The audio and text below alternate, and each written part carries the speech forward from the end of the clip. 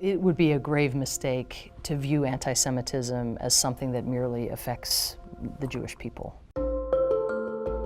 Anti-Semitism is a form of discrimination against citizens that affects all of us. You do see anti-Semitism correlating with an intolerance generally. That is fundamentally going to constitute a threat to the kind of discourse and tolerance that are the bedrock of our democracies. Historians of anti-Semitism have long argued that anti-Semitism, it begins with the Jews, but it never ends with the Jews.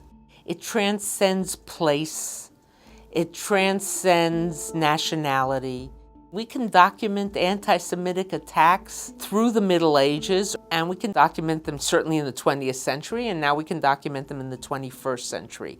It has legs that I think other hatreds haven't had. Unfortunately, we are facing in Europe, all over Europe, a very strong resurgence of anti-Semitism.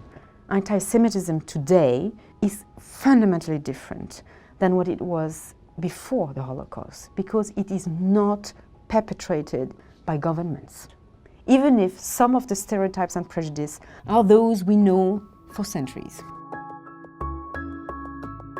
The problem is that in our Muslim communities in Europe, we have a few thousand of radicalized youth. These jihadists are rabidly anti-Semitic. We never know whether they are going to cross the red line of terrorism, and some do. Often their targets are Jewish institutions or Jews. We see across Europe an increase of right-wing extremist parties. These parties are not anymore considered as being on the fringe of societies. And their messages, their ideologies are more and more seen as something that is acceptable. Sometimes it's camouflaged by, we don't want those who are different, a general anti-immigrant, anti-minority view. You have as well a new form of anti-Semitism that is closely linked with anti-Zionism and hostility towards Israel. There is legitimate criticism of the policies of Israel, but there is a fine line that some people cross very easily between criticism of Israel and anti-Semitism. Where it gets very problematic is when one starts to hear that the state of Israel doesn't have the right to exist, when one starts to hear Israelis or Israel itself being demonized, and the concerted effort to delegitimate the state and the people. That is anti-Semitism. I think that most of the anti-Semitism in the Middle East is misinformed. It is to group people against a common enemy.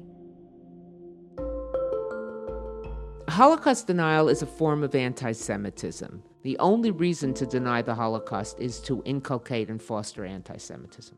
One place where hardcore denial is very much in vogue is in the Middle East. The audience often are anti-Semites who are looking to have their feelings confirmed, or people who might not be overt anti-Semites, but somehow are discomforted with the idea of Jew as victim. I think for anyone, anti-Semitism should be an important topic and subject.